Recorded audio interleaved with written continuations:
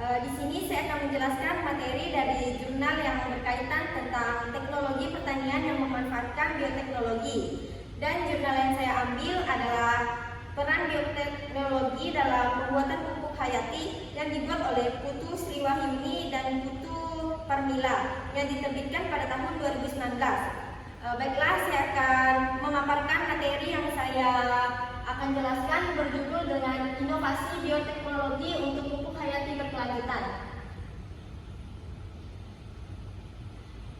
Untuk pendahuluan yang saya jelaskan, pupuk hayati memegang peranan penting dalam sektor pertanian, terutama dalam meningkatkan kesuburan tanah dan produksi tanaman. Bioteknologi tersendiri ini menawarkan solusi inovatif untuk pengembangan pupuk hayati yang lebih efektif dan berkelanjutan. Kemajuan bioteknologi mempermudah identifikasi dan karakterisasi mikroorganisme unggul yang dapat meningkatkan ketersediaan hara bagi tanaman. Penggunaan pupuk hayati oleh petani masih cukup tertinggal dibandingkan pupuk non-hayati. Oleh karena itu, penelitian, pengembangan, dan inovasi produk pupuk hayati perlu terus dilakukan untuk mendukung pertanian yang berkelanjutan.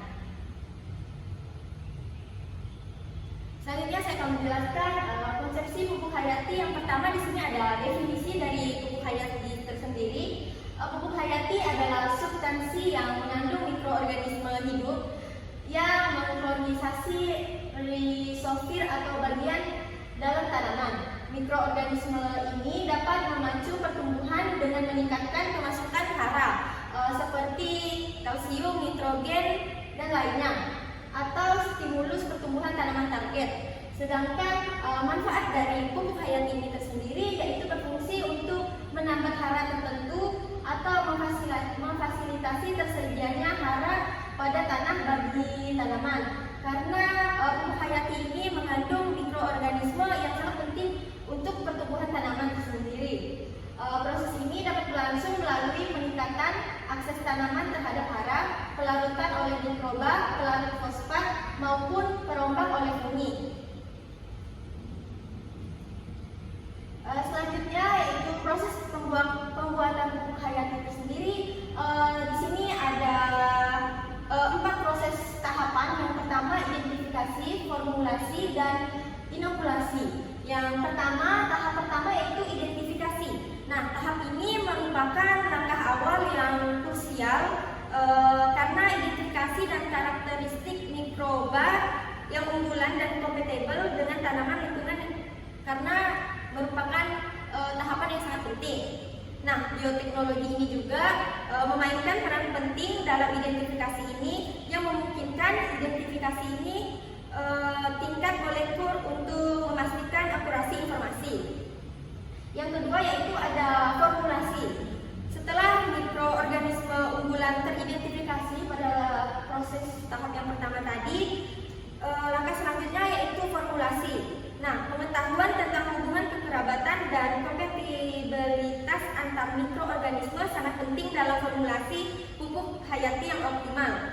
Kombinasi mikroorganisme yang tepat akan menghasilkan kinerja pupuk hayati yang efektif. Formulasi ini juga akan mempertimbangkan jenis tanaman, kondisi tanah, dan iklim. Yang terakhir, tahapan yang terakhir yaitu inokulasi. Inokulasi ini merupakan proses masuknya organisme ke dalam media pembawa atau langsung ke tanah. Inokulasi pupuk mikroba bisa berupa biakan agar, biakan cair, biakan kering, dan biakan beku, dan juga tepung. Pemilihan jenis inokulasi dan bahan pembawa disesuaikan dengan jenis mikroorganisme, jenis tanah, dan kondisi lapangan. Jenis mikroorganisme dalam pupuk hayati, yang pertama ada bakteri dan cendawan. Nah, dari bakteri itu sendiri, misalnya jenis bakteri seperti Antinoculanes, Agrobacterium, Azosphyllum, Azotobacter, dan Bacillus. Ini merupakan bakteri yang berpotensi digunakan sebagai pupuk hayati karena bakteri ini hidup di sekitar perakaran tanaman. Selanjutnya yaitu cendawan. Cendawan mycorrhiza juga berperan penting dalam meningkatkan seratan hara dan ketahanan tanaman terhadap Cendawan ini dapat meningkatkan toleransi tanaman terhadap kekeringan.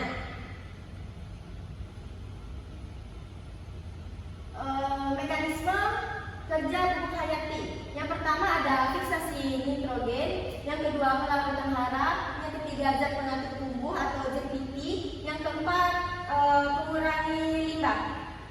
Seperti kita ketahui, pupuk hayati bekerja melalui berbagai mekanisme untuk meningkatkan pertumbuhan dan kesehatan tanaman, dan empat ini merupakan mekanisme kerja pupuk hayati.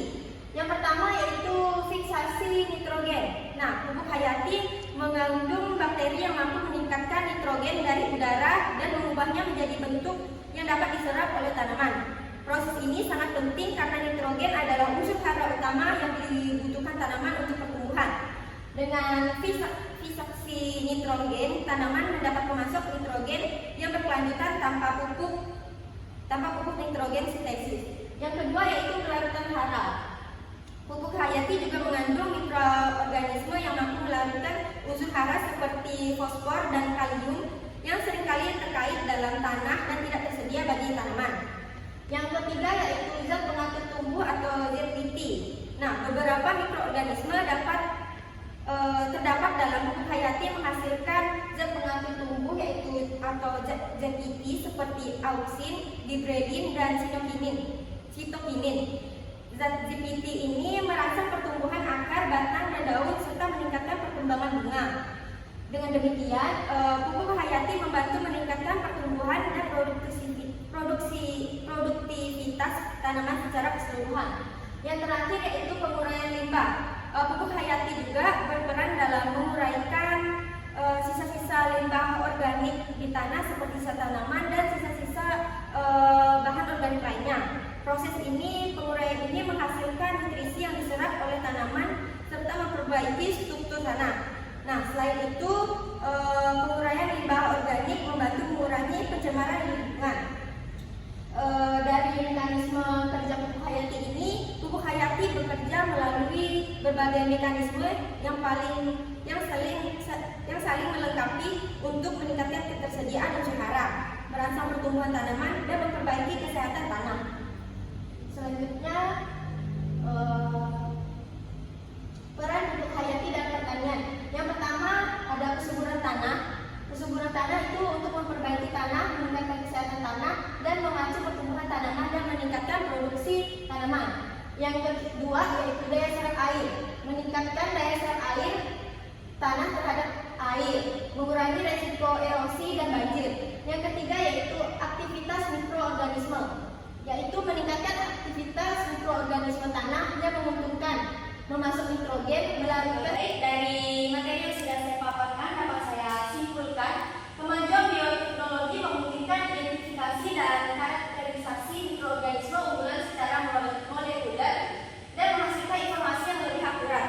Pupuk hayati ini memiliki peranan penting dalam memperbaiki kesuburan tanah, meningkatkan kesehatan tanah, dan memacu pertumbuhan tanaman serta meningkatkan produksi tanaman.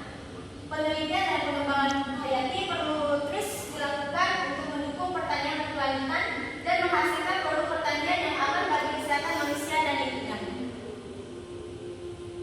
Sekian yang dapat saya paparkan, saya ucapkan terima kasih.